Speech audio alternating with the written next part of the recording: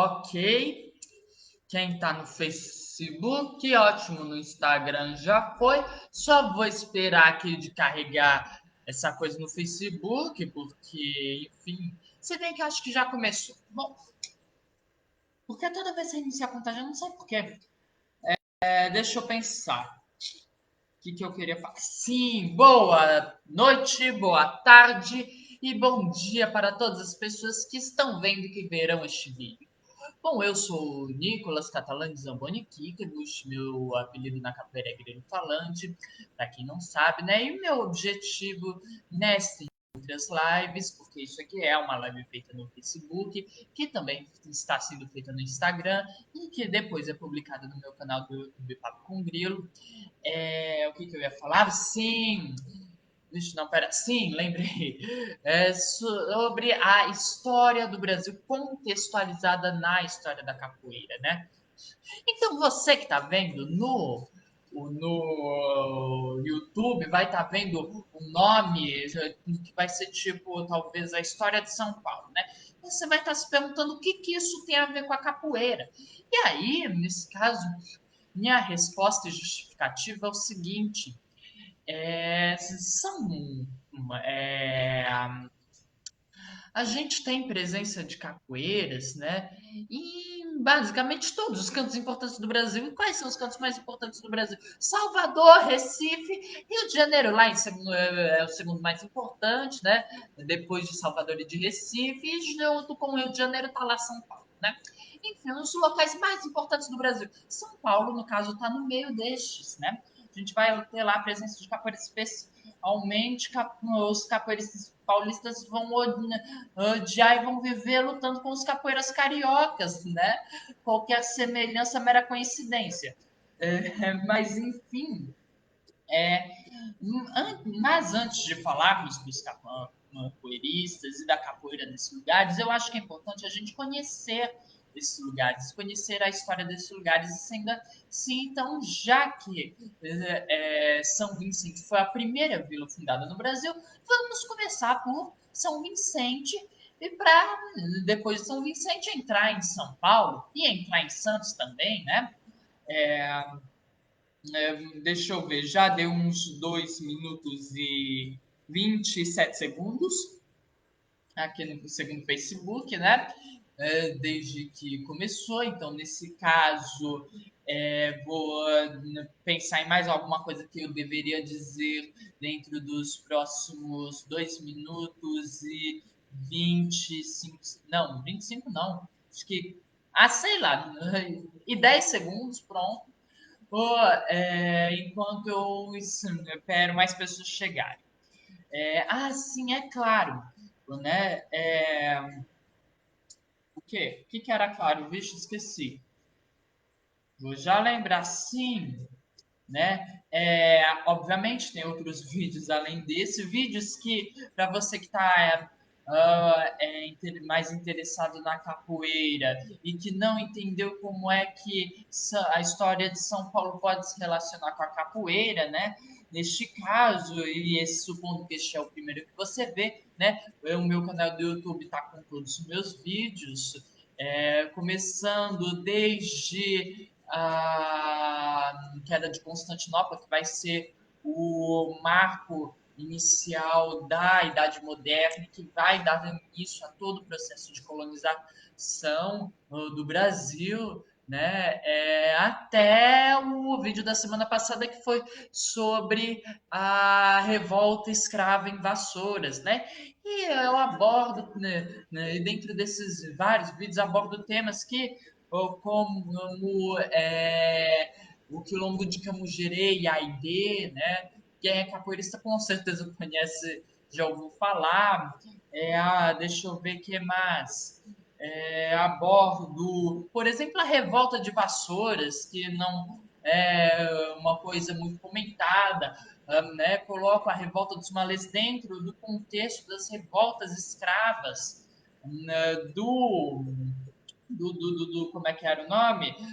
Né, das revoltas escravas do século XIX, que é um contexto diferente das revoltas provinciais, a qual a revolta dos malês, assim como as revoltas escravas, se relacionam, mas não está no mesmo contexto como costuma ser colocado, né? Deixa eu ver que mais. É, falo de questões que todo mundo devia saber, né? Que as questões funerárias a quais os escravos estavam submetidos, as irmandades negras, né? Enfim.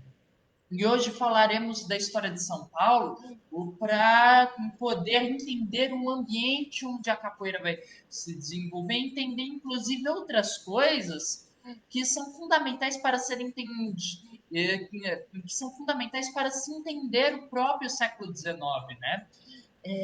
Então vamos lá, São Paulo. São Vicente foi fundada em 1532, né? Mas São Vicente só foi fundada, né, porque o território já existia. E então vamos começar falando de como o território de São Paulo foi formado, né? Para isso, a gente vai recuar só um pouquinho no tempo, só uns 225 ou 220 milhões de anos, né? Que é quando a Pangeia começou a se separar, aquele grande massa de terra em que todos os continentes estavam ali, começou a se separar, aí formou lá a Laurasa, a Gondwana, né? Aí a Gondwana vai começar a se separar 165 milhões de anos atrás. E o que isso tem a ver com São Paulo? Já vou chegar lá. Né? Acontece que nesse processo em que Gondwana estava se separando, né? Portanto, América do Sul e África, bem aqui, né? Estavam se separando e continuam a se separar, né? A gente vai ter lá muitos terremotos, muita atividade vulcânica, especialmente né, na área de divergência de placas e áreas próximas, ou seja, o que hoje em dia é o atual litoral brasileiro, que não tem atividade muita, a gente não costuma ouvir sobre erupções vulcânicas e sobre terremotos, né? Até tem uns terremotos lá em Sobral, mas não é terremoto de placa, não. Por quê? Porque aí vai se separando, e aí, nesse processo de separar, né, gerado pelo magma, que vai se solidificado, aí vai empurrando, e aí vai passando, aí vai aumentando a placa, enquanto que a placa de Nazca lá do outro lado da América do Sul, né, que é bem, sei lá, tá aqui, né, vai sendo destruída, porque a América do Sul vai passando por cima, a Dinasca vai entrando no magma, né? E esse movimento, no caso, só uma curiosidade, é chamado de subdução, quanto que o que aumenta o assoalho oceânico é a expansão do assoalho oceânico, né?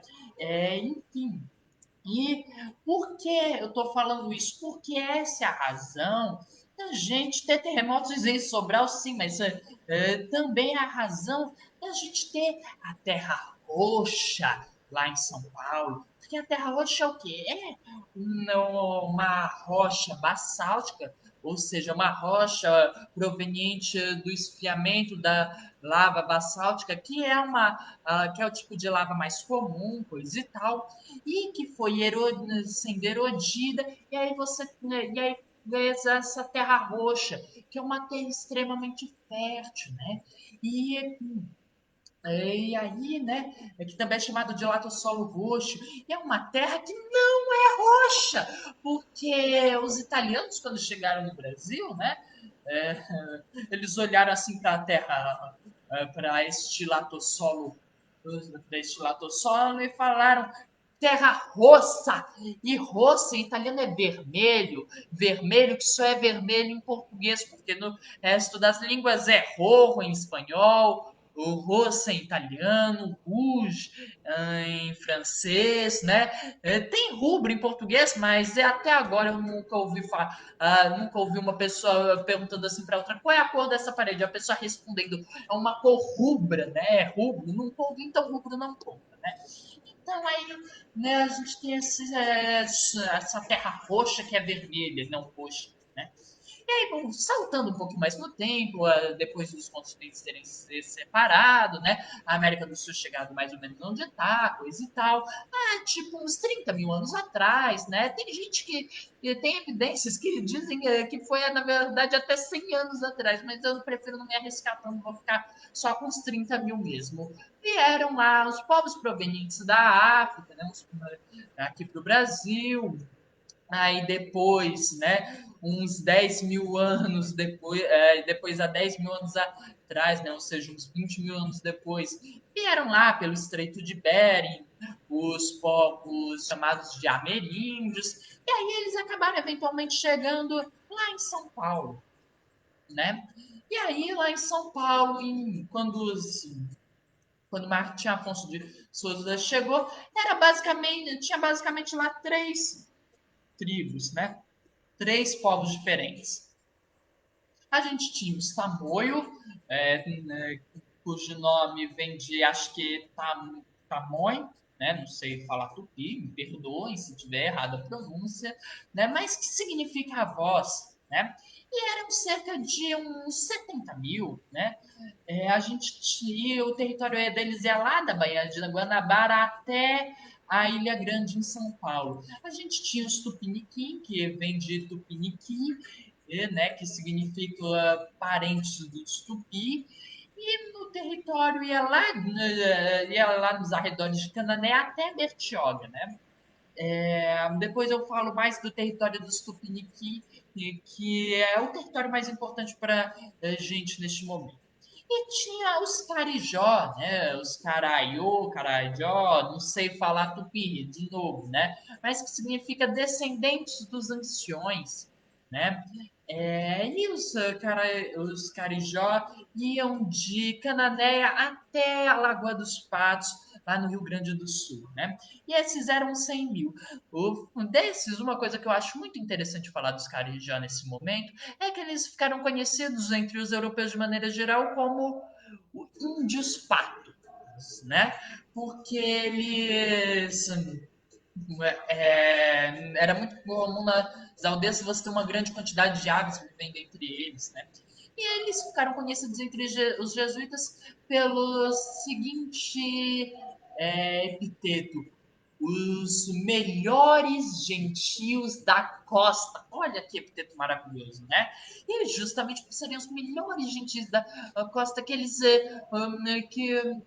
foram escravizados incansavelmente pelos paulistas, né? Pelo projeto escravocrata de São Vicente, que foi fonte de renda dessa cidade durante toda a existência dela. E e foi uma exploração assim, feita de tal forma que no século XVIII, ou seja, uns 200 anos depois, esse povo estava virtualmente extinto. Né? Olha só que heróis esses bandeirantes são, né, gente? E aí, né, bom, e aí, em 1453, Constantinopla cai, aí tem todo aquele processo das grandes navegações que eu não vou explicar de novo, ou, né, eu pelo menos não quero, porque senão esse vídeo não acaba hoje. Aí, em 1500, o Pedro Álvares Cabral chega aqui no Brasil, né, numa suposta missão, uma possível, né, nem suposta, é possível missão secreta, né, da coroa portuguesa, que é bem possível mesmo. E, a, né, e aí ele é o descobridor do Brasil, depois do Vicente Pinzon, do Duarte Pacheco Pereira, do Bartolomeu Dias, dos povos indígenas que chegaram aqui antes de todos esses portugueses e espanhóis, dos povos africanos que também chegaram aqui antes, mesmo dos indígenas, mas enfim, ele é o descobridor do Brasil, né? E aí o Martim Afonso de Souza, em 1530, por uma série de processos, vai acabar chegando lá aqui no Brasil, mais especificamente lá na Bahia. Aí ele vai passar depois para a Baía de Guanabara, onde passa uns 3 meses, não sei quanto tempo ele passa na Bahia, mas em Guanabara ele passa uns 3 meses, mais ou menos, né? Aí depois ele vai para Cananéia, aí em Cananéia ele conhece o bacharel de Cananéia, que só estava há 30 anos, mais de 30 anos no Brasil, né? no Brasil, que foi descoberto em 1500, a gente está em 1530, ele estava há mais de 30 anos, né? Mas, afinal de contas, Petrópolis descobriu o Brasil. Né? E aí, no dia, deixa eu ver, isso ele conheceu no dia 17 de outubro de 1531, né? E aí ele chegou, e aí depois de ficar lá com o bacharel, o Martim Afonso de Souza chegou num território que fica no território onde seria construída a Vila de São Vicente, em homenagem ao santo padroeiro de Portugal, São Vicente, porque era dia de São Vicente, né? Mas que antes de ser nomeada por Martim Afonso de São Vicente, essa região era conhecida por um outro nome, um nome assim muito mais legal, na minha opinião, né? O nome era só Porto dos Escravos. Olha só que nome legal, né, gente? Assim, né? O ponto onde foi criada, qual era o nome da primeira cidade do Brasil? Porto dos Escravos. Olha, gente, só tá atrapalhando para ouvir? Então vou tirar aqui, né? Você está atrapalhando para ouvir no celular e pelo computador não dá para ouvir mesmo, né? Então não tem importância. Bom, então gente, aí então a primeira cidade do Brasil é o Porto dos Escravos, porque na verdade, apesar de ter sido nomeado São Vicente, as pessoas em geral se referiam ao lugar como Porto dos Escravos, e não como São Vicente, né? E aí, mas o nome do lugar realmente era outro. Deixa eu ver como é que era. Era Tumiaru, né? Era Tumiaru. Ou então, se você preferir a versão em português, Lugar dos Mantimentos, né? Porque Tumiaru é o nome de verdade lá da região, né? O nome que em tupi significa Lugar dos Mantimentos, porque lá tinha muito marisco, então era um lugar de mantimentos mesmo, né? E aí, só que na época em que o Martim Afonso Souza chegou, os Tupiniquim, né, eles já tinham se instalado no alto dos morros e das serras, né? Mais especificamente, deixa eu ler aqui porque são muitos locais, eu sou bom com nomes, né? Mas o Morubixaba Tibiriçá, que era o líder dos Tupiniquim, ficava no topo da colina localizada na confluência do córrego Anhangabaú com o riacho Tamanduateí a 12 quilômetros, e aí a 12 quilômetros ao sul, onde hoje é o bairro de Santa Amaro, morava o irmão do Tibiriçá, que era o cacique Caiubi, né, que era líder da aldeia de Jerutuba, e a 6 quilômetros a leste de Piratininga, que era onde o Tiribiçá morava, junto com o João Ramalho, de quem já vou comentar, vivia na de Ururaí, né, que era comandada por ele e pelo seu filho Jaguarânio. Né? E hoje Urubaí é a localidade de São Miguel Paulista. Bom, no caso, eu esqueci de dizer, né? Os Tupiniquim nessa época eram só 25 mil. Então você tinha os Carijó que eram 100 mil, os Tamoio que eram 70 mil, os Tupiniquim que eram 25 mil, todos os outros vários povos indígenas que eram literalmente que estavam literalmente em milhares e que hoje se reduzem a apenas centenas graças aos grandes heróis brasileiros que são os bandeirantes, né? Que durante muito tempo foram idolatrados, né? É, e que são verdadeiros etnocidas, né? Olha só, gente, como realmente como devem ser realmente memoráveis, né? Quantas pessoas você conhece que têm o direito de serem etnocidas de várias etnias, né, gente? Olha que gente importante, né? E, gente que a gente deve lembrar mesmo, né? Para constantemente criticar e não esquecer o que a colonização foi para os povos que aqui já estavam em território que já era deles, né?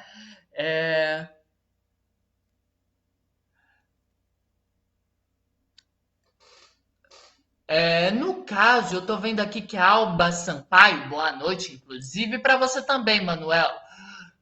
Sampaio, que eu esqueci, Cid da Boa Noite, enfim, me enviou uma solicitação para participar do meu vídeo. Eu não sei exatamente o que isso quer dizer e não sei como o que é para fazer. Então, se alguém puder me explicar, agradeço, né? Bom, enfim. É, e aí, no caso, deixa eu ver. Ah, sim. Bom, e aí a gente vai ter acontecendo o seguinte. Vixe, eu me perdi agora. Onde é que eu tava? Deixa eu me achar aqui. Ah, sim. Bom, e o que que acontece? Por que é que era Porto dos Escravos? Já expliquei por que é que o nome é Tumiaru, mas por que é que entre os europeus ficou conhecido como Porto dos Escravos? Porque lá era um porto onde comprava escravos, né, gente? Porque o que que acontece? Esse já era um local muito conhecido antes mesmo do Martim Afonso de Souza chegar, né? Porque o que que acontece, né? Segundo o Gonzalo Fernandes de Oviedo, né? Ele contou isso em 1535. Alguns habitantes de São Vicente viviam ali desde 1503, né?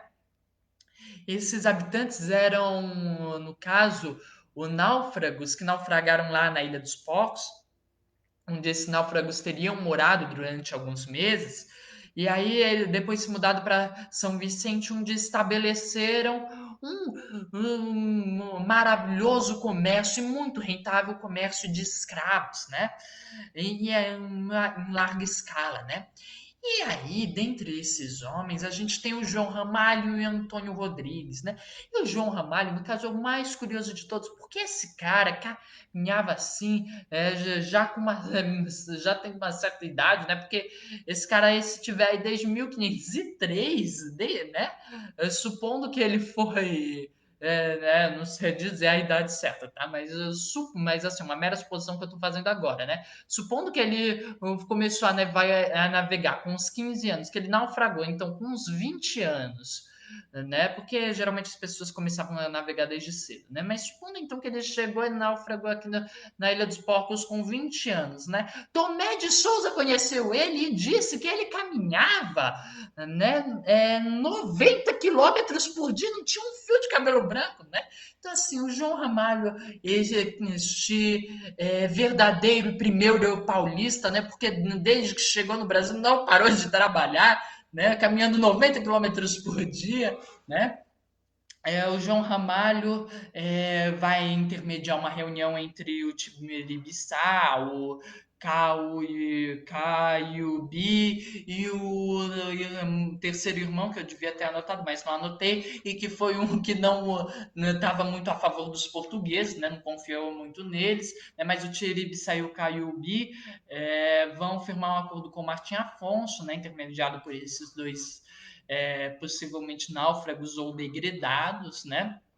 E aí que vai, né, e eles vão permitir que o Martim Afonso fique lá em como é que era o nome? Tumiaru, né, São Vicente. E aí, e por que disso? Bom, é aqui que eu acho que deve surgir aquela ideia de tupiniquim, né? Que as pessoas chamam de povo, né, ficam chamando aleatoriamente as pessoas de esse povo tupiniquim, né? Pessoas que não têm noção de história e de etnografia indígena, né? Mas então vou explicar o que que acontece. Por que que eles fizeram esse acordo? Primeiro, a gente tem que ter em mente que os povos indígenas eram povos extremamente receptivos, pelo menos até onde eu conheço, né? Diferentemente dos povos europeus, eles não iriam chegar num lugar e serem bem recebidos e dominar o lugar, né? Eles não fariam esse tipo de coisa. E além disso, né? Além disso, a gente tem uma outra questão muito importante.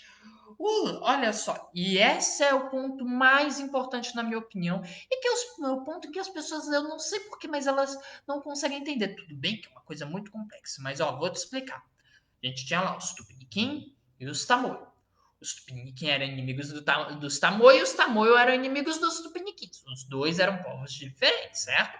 E aí o que, que acontece? Os Tamoios eram aliados dos franceses. E os franceses eram inimigos dos portugueses Então, o que, que os Tupiniquim fizeram? Se aliaram aos portugueses, porque eles eram inimigos dos franceses, que eram aliados dos tamoios. Entenderam essa lógica muito complexa, né?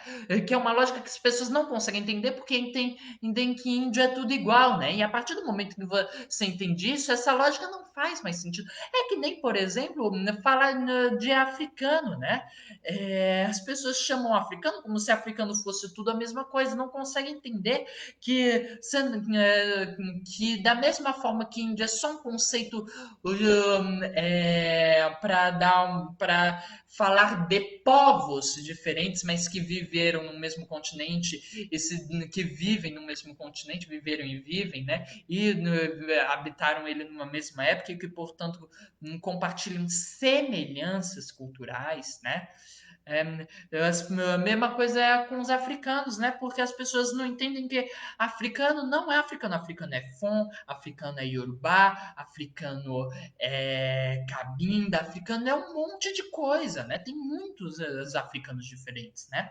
E mas, curiosamente, as pessoas entendem que o gentílico europeu, né, para se referir a povos que habitam mesmo continente, que nem continente é, porque a Europa faz parte, é uma península da Ásia, mas enfim, né, e que habitaram no mesmo tempo e que, portanto, têm semelhanças culturais, não são europeus, são portugueses, espanhóis, ingleses, alemães e blá blá blá, né? Franceses também, né? Blá blá blá. Né? Curiosamente, as pessoas entendem o gentílico europeu, mas não entendem os outros gentílicos, né? Mas enfim. E aí, o que que acontece? Os no Tupiniquim, então, vão fazer essa aliança com os portugueses. E aí, acontece o seguinte, agora uma pergunta muito importante. Por que de toda a grande e quase que infinita extensão do Brasil, né? Para termos português, onde uma capitania hereditária era muito maior que Portugal, né?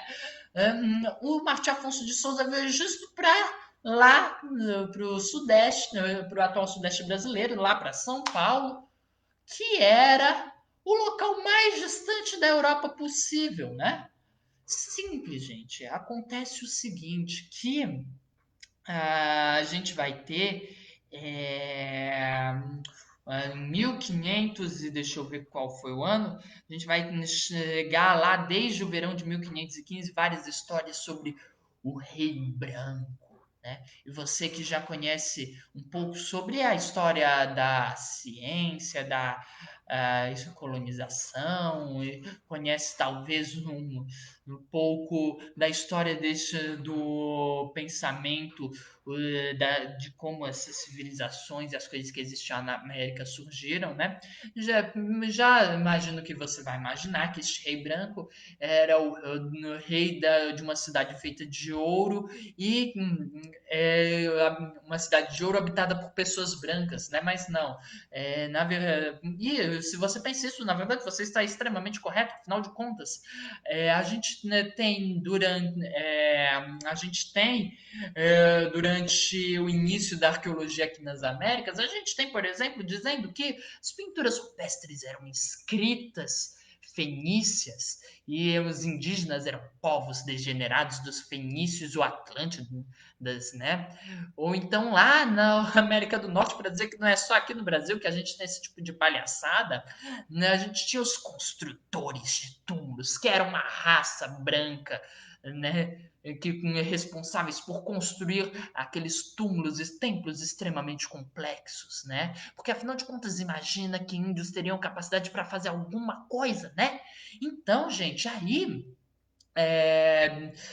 claro, ainda tem, para não dizer que é só com os indígenas, a gente ainda tem a grande cidade do Zimbábue, que não poderia ter sido construída por africanos. Claramente foi construída por árabes e comerciantes europeus, né? Eu adoro esse tipo de coisa, porque a gente vê o porquê que a gente está onde está, né, gente? Porque isso que era pensamento científico lá no século XIX, né? Ah, Enfim, né? Mas aí, enfim, essa história de Cidade do Ouro se constrói dentro desse mesmo contexto, na verdade, né? Cidade de Eldorado surge dentro desse contexto. Mas esse rei branco, na verdade, segundo a lenda, vivia no alto das montanhas, num reino rico em ouro e prata, né? E daria para chegar lá através de um rio que ficou chamado de Rio da Prata, por causa justamente dessa lenda. E apesar de eu chamar de lenda, na verdade é real. Esse rei branco era o rei Inca, né? E o que os portugueses queriam? Eles queriam amistosamente invadir o reino do rei branco, ou saquear todas as riquezas do rei branco e talvez levar todo mundo do reino do rei branco como escravos, porque afinal de contas, né? Nada como nós descendemos de ladrões, porque o objetivo deles era exatamente esse, roubar do rei branco, né? E como roubaram, só não foram os portugueses, né? Falando nisso, eu acho maravilhoso as pessoas que pensam que bandido bom é bandido morto, aquilo, nesse tipo de lógica ridícula, e que, né, acham que só gente preta que é ladrão. Não conhece a história brasileira, senão ia saber que os brasileiros que vieram e colonizaram e fizeram o Brasil, esse Brasil que é o que temos hoje, e que fizeram o canto mais importante do Brasil, que foi São Paulo, eram tudo bando de ladrão, inclusive criminosos, porque os bandeirantes, né, foram e destruíram as missões jesuíticas e escravizaram cidadãos portugueses, porque os índios Guarani das missões tinham se convertido ao catolicismo e se tornado cidadãos portugueses, tá? Então, assim, né? Esse tipo de gente que fundou São Paulo e deu origem ao atual paulista, né? E aí a gente vai ter o seguinte, né?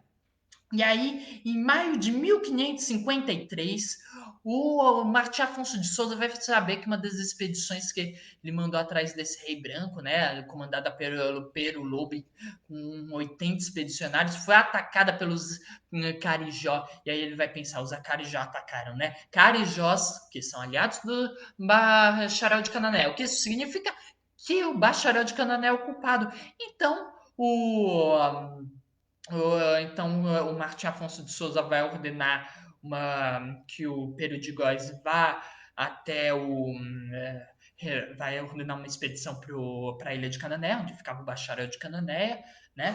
E aí, no verão de 1534, o Pero de Góis vai intimar o Bacharel para terminar de cumprir o degredo lá em São Vicente. E ele, pretendendo prender ele e interrogar ele para saber se ele era culpado ou não, né? O Bacharel, que nunca admitiu ter ser responsável por esse ataque, vai falar que não vai, não, né?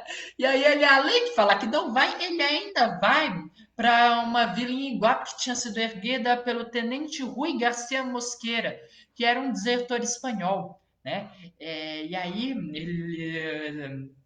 o Pedro de Góes vendo aquilo vai declarar que o bacharel que aqueles espanhóis tinham que se mandar o bacharel para São Vicente e que eles tinham de se submeter à autoridade de Martim Afonso de Souza e da coroa portuguesa.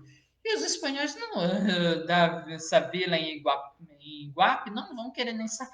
Na verdade, eles vão inclusive se preparar para se defenderem roubando um navio corsário francês que tinha ido no Pará, lá, que tinha aportado lá, né? E aí vão montar uma trincheira, né, coisa e tal. E assim, quando o Pero de Góis chega, porque ele falou que se suas exigências não fossem cumpridas, ele ia matar todo mundo que não tivesse saído de lá, os homens do Pero de Góis vão ser atacados. O Pero de Góis vai ser ferido, ele vai sobreviver, né, para depois morrer e ter a sua capitania de São Tomé destruída, né, pelos Waitacá, Enfim, e aí o bacharel de Cananéia, um Mosqueira e uns 200 carijó, soldados do bacharel, muito animados com a vitória, eles vão fazer a coisa mais lógica de todas. Eles vão lá para São Vicente e vão atacar São Vicente, né? Porque imaginaram que estaria esclarecido, e com razão imaginaram isso, né? Então eles se pegaram e saquearam, levaram tudo que puderam de São Vicente, queimaram praticamente todas as casas, derrubaram Pelourinho, que era símbolo da lei, da ordem e do sistema judiciário, né? Era o que tornava uma vila, né? Não era vila se não tinha o Pelourinho, né? Destruíram o cartório, queimaram o livro do tombo que tinha dizendo todos os donos das Sesmarias, né? E aí, dos 150 portugueses deixados lá pelo Martim Afonso nesse processo, 100 deles vão morrer, né? E eu digo 100 com C, não com S. Ou seja, só vão sobrar 50 portugueses lá. Então a São Vicente vai ser literalmente destruída, né? Mas vai continuar lá firme e forte, né? Porque ainda vai haver o interesse, né, de conseguir chegar pelo Rio da Plata, né, o Rio da Prata, no reino do Rei Branco, né? Uma curiosidade. Acontece que havia nessa época também uma teoria de que o Brasil era uma grande ilha continental, que você tinha o Amazonas e o Rio da Prata surgindo na mesma nascente e desaguando no Oceano Atlântico. Então você teria um Brasil separado do resto do continente por essas duas ilhas, né? Inclusive, houve o grande fracasso das capitanias do Nordeste, né? Obviamente, com exceção da capitania de Pernambuco, foi porque eles tentaram chegar no Reino do Rei Branco pelo Rio Amazonas, né? E a expedição fracassou desastrosamente antes mesmo de chegar no Rio Amazonas, né? Uma coisa assim maravilhosa, né? Bom, só que aí em 1533, os portugueses tentando, não conseguem, né, chegar no Reino do Rei Branco. E aí um desgraçado chamado o Pizarro vai chegar lá, vai enganar os incas, vai fazer o rei deles de refém, vai exigir um resgate absurdo, vai receber o resgate, vai matar o rei Inca e depois, agora não lembro se tipo 1 ano, 2 anos depois, no mesmo ano, mas num período mais ou menos assim, vai construir em cima de Cusco uma cidade, né, espanhola, né? No caso, América Espanhola, enfim, né? É, e aí o interesse vai, ó, em São Vicente vai, ó, dos portugueses, obviamente, vai se perder, né? Mas São Vicente continua firme e forte com um rentoso comércio, com esse rentoso maravilhoso comércio de escravos, né? Indígenas, principalmente.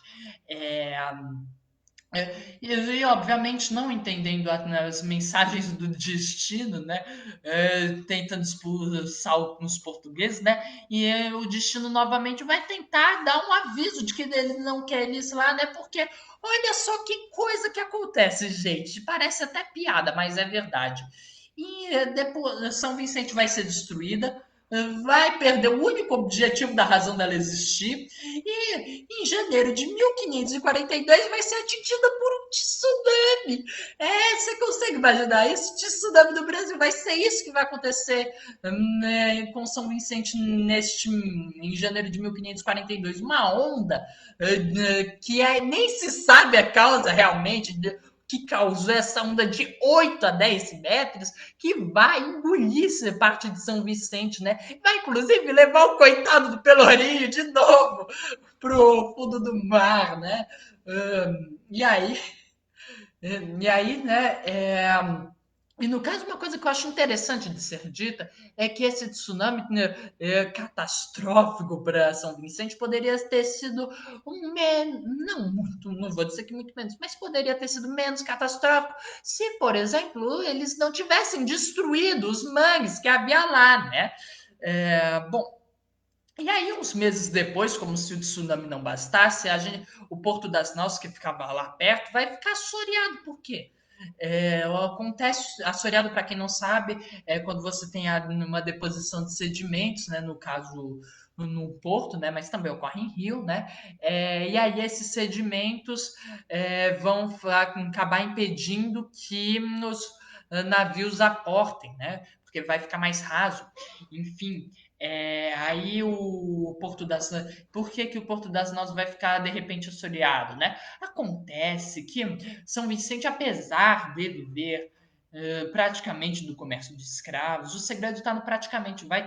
A gente vai ter plantações de cana-de-açúcar lá, né? E essas plantações vão ser feitas nos morros, ou seja, você tem um desmatamento de toda a mata nativa desses morros, de toda a mata de Mata Atlântica, que está praticamente extinta, né?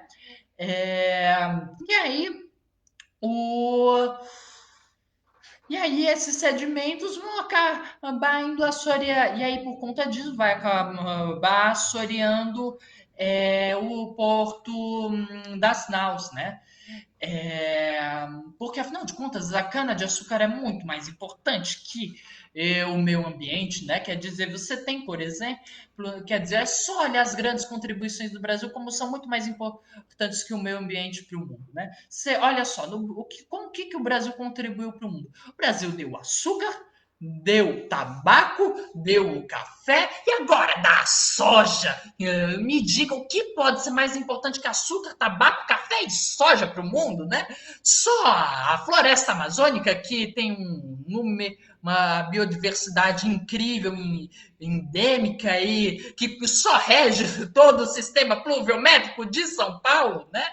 E do Centro-Oeste, né? Me diga o que pode ser mais importante que soja, mas enfim, né? Aí então a gente vai ter esse porto assoreado e como está produzindo açúcar, né, precisa levar para a Europa de algum jeito, porque isso que é o melhor de tudo do Brasil. O Brasil sai destruindo tudo para produzir as coisas para não ficar aqui, né? Para as pessoas brasileiras mesmo não verem nem a cor do dinheiro, né? E apesar de que Brasil, São Vicente sendo colônia de Portugal nessa época tem uma desculpa, eu quero saber qual que é a desculpa agora, porque ser bom para a economia eu tenho certeza que não é, porque assim, eu me lembro de uma gasolina e de $1 bem mais baratos, né? Agora, se está precisando exportar, precisa de um porto. O porto das Naus não dá, né, agora inviável, né? Então, o Brás Cubas, que não é o mesmo Brás Cubas. Oi, Luziane, do Machado de Assis, né? Vai ser um colono, né? De São Vicente, ele vai fundar a cidade de Santos em 25, não, pera, em 1543, né? Ele vai fundar a Vila de Santos. É, apesar de que só seja reconhecida como vila posteriormente, né? Mas enfim.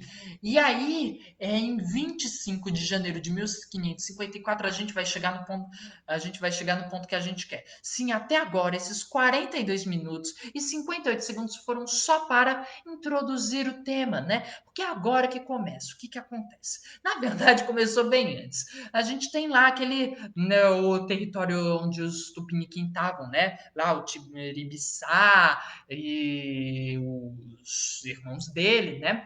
E o Tiribiçá estava lá naquela terra onde ficava o Anhangabaú, entre o Anhangabaú e o Tamanduateí, na verdade é bem assim, né? Mas enfim.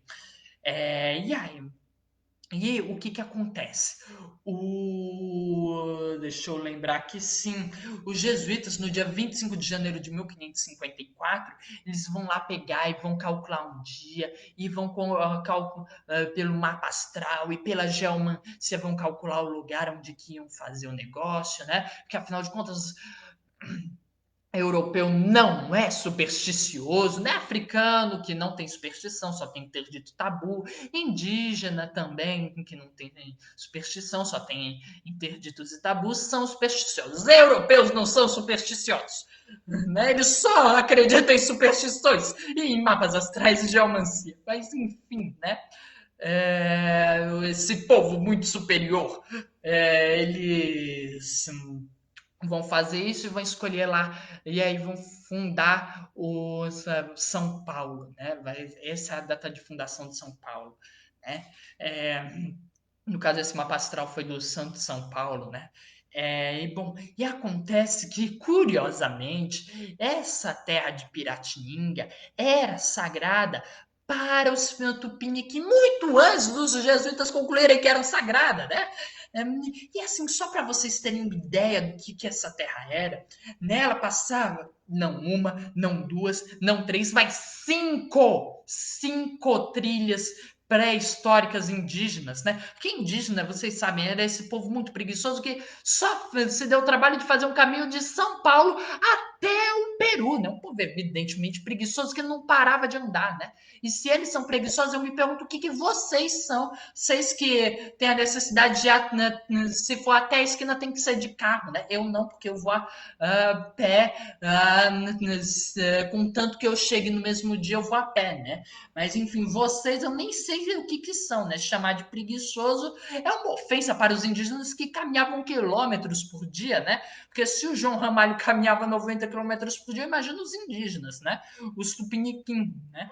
Enfim, e como se não bastasse, né? Essas cinco, só para vocês saberem, ou esse que vai até o Peru, era o famoso Piabiru, né? E além disso, você tinha as atuais via Anchieta, via Dutra Regis Bittencourt e a atual rodovia Fernão Dias, né? A gente só tinha essas vias que ligam o Brasil, né? Todos ligam o Brasil a São Paulo, né, gente? Nem criatividade o governo brasileiro teve para criar vias novas, né? Passaram exatamente onde passavam essas antigas trilhas indígenas, né? Como se não bastasse para vocês verem a importância, era bem no cruzamento do Anhangabaú com o Tamanduateí, né? O Anhangabaú significa o rio do Anhangá. E agora, pelo amor de Deus, não, pelo amor de Deus, mal, vai, pelo amor de Tupã-Ruetê, Jacaira-Ruetê, quem mais? Carai-Ruetê, Nhamandu Papatenondé e Nhamandu Pangaguaçu, também tem o Carai Pangaguaçu, Jacaira Pangaguaçu, Tupã Pangaguaçu, tem também o Carai Geopé, também agradeço a ele, e tem acho que era Carai Mirim, não era Carai Mirim, não, esqueci o nome dele, também tem o Nhanderuvuçu, agradeço a todos eles, se você não disser, pelo amor de todos eles, por favor, não diga que Anhangá é demônio. Ih, boa noite, Genilson. Não diga que Anhangá é demônio ou diabo, pelo amor de todos eles, né? Porque quem que é o Anhangá? O Anhangá é uma entidade indígena, né? Que seria um veado branco com olhos de fogo que causar loucura nessa pessoa, suas vítimas. Vítimas essas que não são vítimas, vítimas essas que estão sendo punidas por caçarem fora de época, por matarem fêmeas grávidas, por matarem fêmeas que estão amamentando e por matarem filhotes. É um protetor da mata e da caça, né? E que os jesuítas, que são de um local onde você tinha um pensamento completamente extrativista, concluíram que Anhangá é um demônio, que Anhangá, que o Curupira e que tantas outras protetores da mata eram demônios, eram um diabo, né? E aí isso diz bastante da inferioridade indígena, né? Você pensar que enquanto que eles entendem como protetor, os jesuítas estavam entendendo como o diabo, enquanto os indígenas percebiam a importância de respeitar os períodos de caça certo e a importância de respeitar o ciclo da vida, os jesuítas e os europeus estavam preocupados em ficar retirando descontroladamente do ambiente, o que causará futuramente a destruição da humanidade do jeito que está, né? E como se não bastasse, né? Esse rio era um rio tão importante para os Tupiniquim que apenas o xamã, o pajé das aldeias podia subir esse rio, né? E o Anhangabaú é afluente do Tamanduateí, né? Que nesse trecho específico era conhecido como Piratininga, que significa peixe seco. Por quê? Porque era onde os indígenas, né? Porque ocorria lá a Piracema, que para quem não sabe é o movimento dos peixes durante a época de acasalamento para subir nos rios, né? E aí eles pegavam esses peixes e botavam para secar, né? E aí faziam peixe seco, por isso Piratininga, o nome desse trecho do rio, né? E por extensão desse lugar, né? E além disso, você também tem o Riacho Ipiranga, né? Ipiranga, como afluente do Anhangabaú, já não mais dentro desse território, já não mais dentro do território da São Paulo dessa época, né? Mas que significa Rio Vermelho. E ainda tem o Tietê, tem o Rio Pinheiros, outros rios extremamente importantes. O Rio Tietê, por exemplo, que é aquele rio anormal que não corre para o mar, corre para dentro do continente, né? Porque os rios geralmente correm para o mar, exceto o Tietê, né? E que hoje em dia são todos rios poluídos, rios mortos, rios que foram canalizados, né? É, as pessoas ainda se perguntam por que acontecem enchentes, né? Você canaliza rios sinuosos para deixar eles retos, é óbvio, gente, que isso não vai dar certo. E ainda pior é se você é o tipo da pessoa imunda que fica jogando lixo na rua, né? Que é lixo que quando chover vai entupir bueiro. O que você quer se não for ter uma enchente, né? Então, né? E o que acontece? Né? E então São Vicente vai ficar vivendo desse comércio de escravos, né? Praticados principalmente graças a esses heróis brasileiros etnocidas conhecidos hoje como bandeirantes, na época como paulistas, né? E que vão eventualmente em 1695 descobrir o ouro nas Minas Gerais. E aí vão começar a caçar ouro, até porque tinha acontecido lá a invasão holandesa, né? E aí os paulistas vão todo ir para as Minas Gerais. Aí a gente vai ter conflitos dos paulistas com os estrangeiros, que ficou conhecida como a Guerra dos Emboabas, e que vai gerar na divisão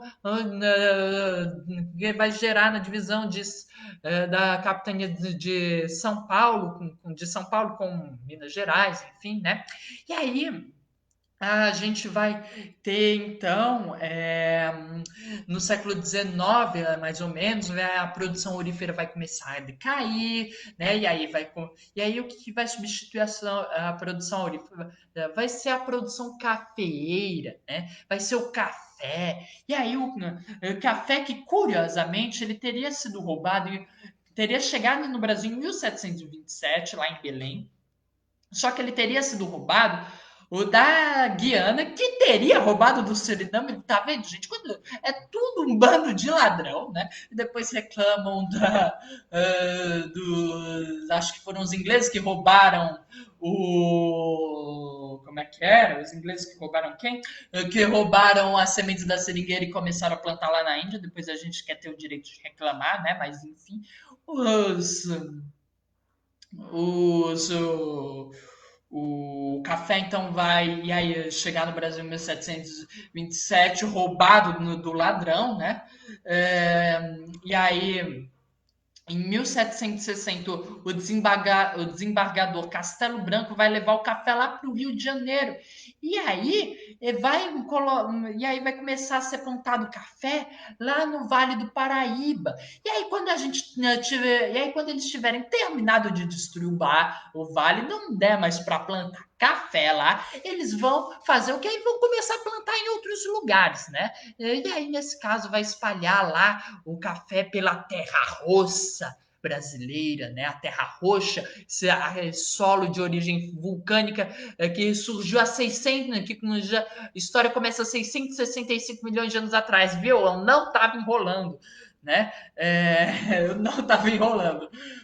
Enfim, e aí essa produção cafeira essa produção cafeira enorme e que vai enriquecer os donos de terra paulistas, né? Que vão começar a comprar o título de barão, porque o Dom João VI vai começar a vender os títulos de nobreza. Afinal, aqui no Brasil não tinha nobre, né? Eu já contei isso para vocês, né? Já expliquei o porquê, mas enfim. Aí, os. Boa noite, Ana Roberta. E aí, Como é que era? Vixe, esqueci. Vixe, esqueci mesmo, ó, já vou lembrar aqui. Sim, essa produção vai ser propiciada muito por causa da Revolução Industrial, que começou lá na Inglaterra no século XVIII e se começa a se espalhar para a Europa, e acho que, se eu não me engano, e para os Estados Unidos lá no século XIX, né? E aí, e que chegaria no Brasil só num futuro, pelo que o momento parece distante, porque o Brasil ainda não é industrializado, ainda é um país agrário, o que parece piada, mas é verdade, ainda mais considerando coisas que a gente vai conversar mais para frente, né? Mas que eu não vou falar agora, porque senão não vou acabar hoje, mas enfim. E aí, essa produção cafeira vai gerar um boom na demografia, especialmente na demografia escrava da região, né?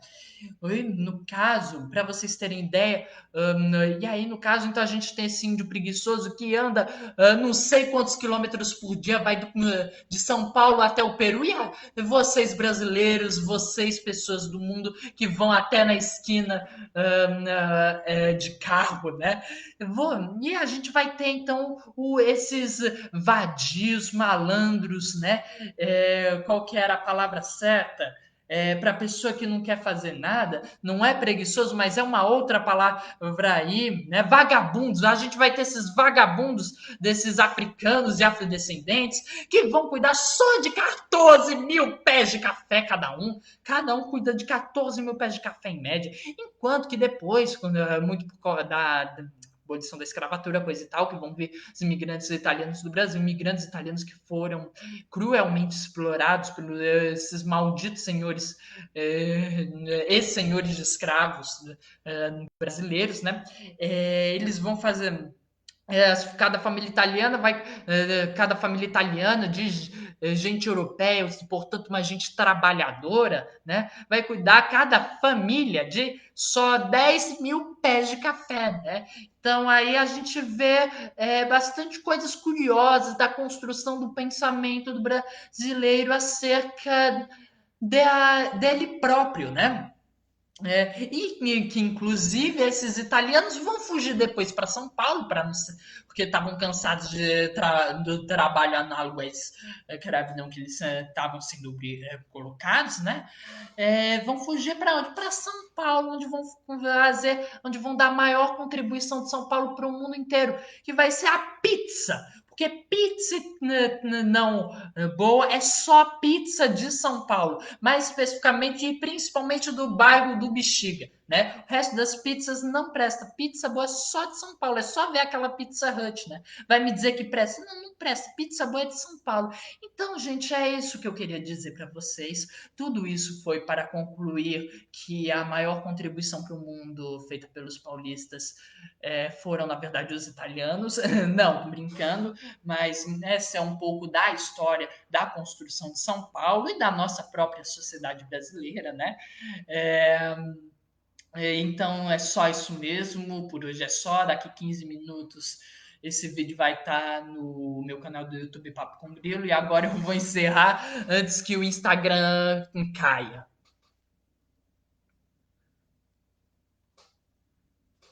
Vamos encerrar aqui no Facebook também.